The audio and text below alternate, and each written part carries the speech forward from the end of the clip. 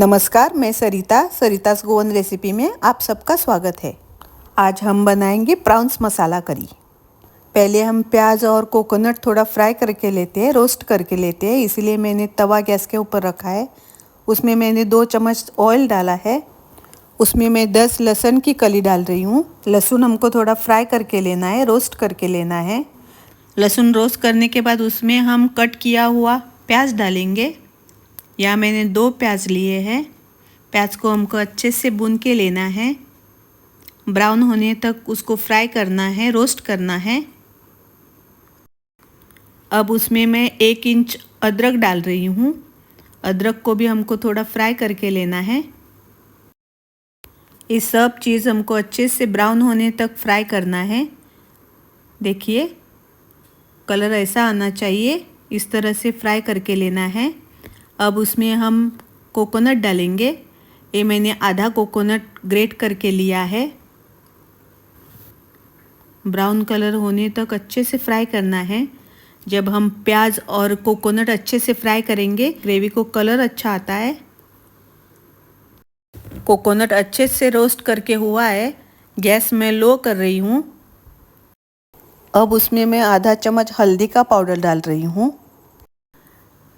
1 बड़ा चम्मच गरम मसाला पाउडर डाल रही हूँ।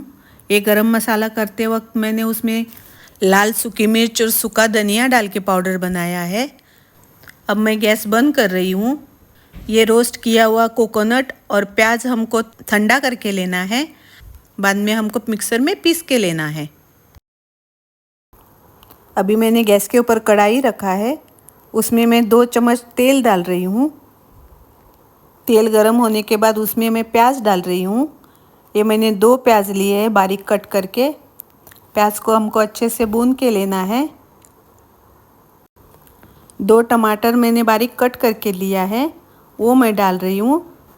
टमाटर भी हम अच्छे से सौटे करके ले लेंगे। अब उसमें मैं 2 आलू का छोटा पीस करके डाल रही हूँ।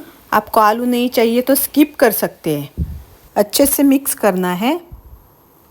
अब उसके ऊपर ढक्कन डाल के मीडियम गैस के ऊपर आलू पकने देंगे।